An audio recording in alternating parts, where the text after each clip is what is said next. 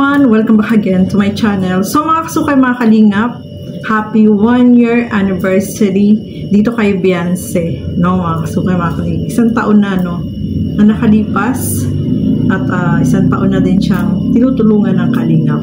Pero, balikan po natin yung kauna-unahang video upload ni Kalingap Rob dito kay Beyonce. Ito po yun, panoorin po natin.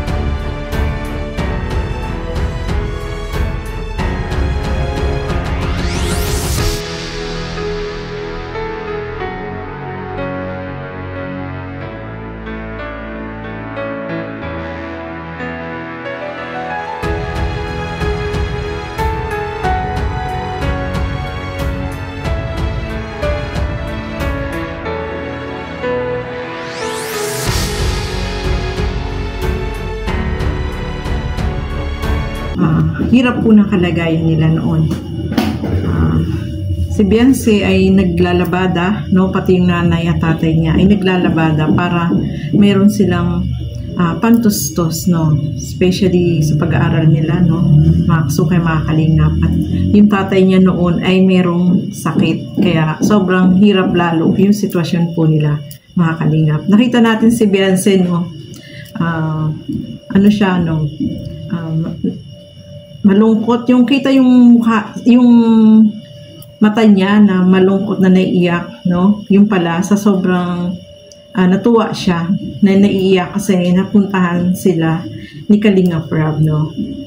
Syempre kapag napuntahan at nabisita ka ni Kalingap Rob is malaking opportunity yun na dumating sa buhay mo, especially kagaya nila Beyonce, kasi matagal na pala siyang sumusubaybay sa Kalingap, kaya kilala na niya kung ano yung mga, alam na niya yung mga ginagawa na pagtulong ng Kalingap, kaya sobrang masaya po siya, no? At si Dr. Love po yung naka-scout po dito kay Beyonce, mga Kalingap.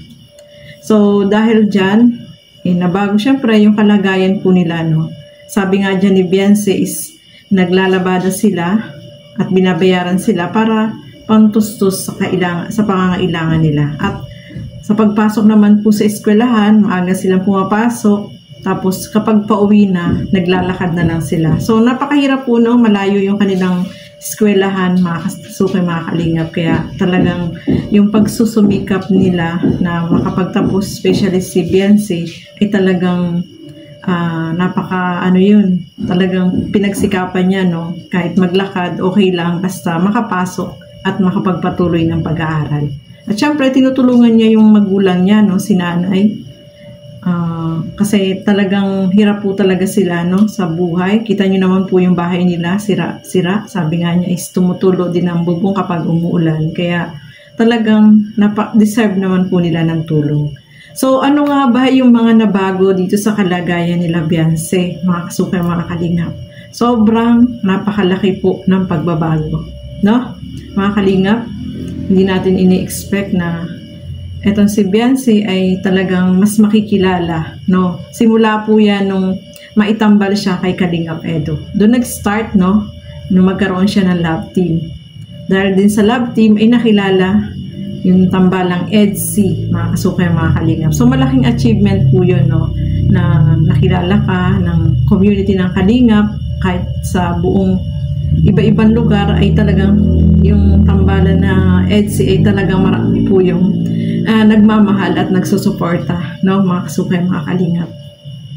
Siyempre, yung achievement ng mga natanggap sa loob ng isang taon, nagkaroon sila ng tricycle, ng motor, at nagkaroon sila ng napakagandang bahay. Hanggang ngayon ay ginagawa pa po yan, no, mga kasukay, mga kalingap. Kaya dahil sa kalingap ay sobrang nabago yung kanilang kalagayan, no? Nagkaroon din siya ng mga blessing, iba-ibang blessing na dumarating sa kanila, mga allowance na binibigay ng mga sponsor, at maraming sponsor po yung nagmahal dito kay Beyonce, mga kalingap. Kaya talaga namang yung blessing ay sobrang bumuhos dito sa family nila, no, mga kasukay, mga kalingap. At eto pa, no, yung bahay nila talagang grabe, di ba, yung pangarap lang ng tatay niya na makaalis sila doon, kahit simpleng bahay ay masaya na sila, pero yung ibinigay sa kanila na bahay ay talaga naman, milyon yan ang halaga, up and down. Kita nyo naman po, mga kasukay, mga kalingap, napakaganda po ng bahay, no. Pag natapos po yan ay talagang grabe, sobrang ganda po yan, no, mga kasukay, mga kalingap. Kaya kaabang-abang. So yung mga achievement na ano natin, na-receive ni Beyonce, nakapunta siya ng iba't ibang lugar, no, mga kasukay, mga kalingap. Nakapunta siya ng mga lugar na hindi niya ini-expect na mararating niya, nang dahil lang yan sa kalingap, no.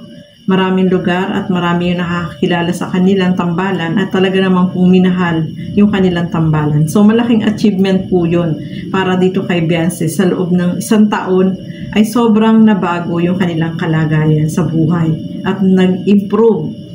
Kita nyo naman sa bahay nila, no, mapapansin nyo po, dati yung bahay nila maliit, tapos may sira-sira din, no, pati yung bubong, pero ngayon nakita natin nag-improve, lumaki, at kahit na noon malinis yung bahay nila, ngayon ganun pa rin malinis, no, yung bahay po nila. Yung nakapansin-pansin sa bahay nila Beyonce, kahit noon na yung bahay nila ay maliit pa, kahit may sira o butas-butas, ay malinis, no, malinis sila sa kanilang bahay. Kaya talagang deserve talaga nila na magkaroon ng magandang bahay, no, mga kasukay, mga kalingap.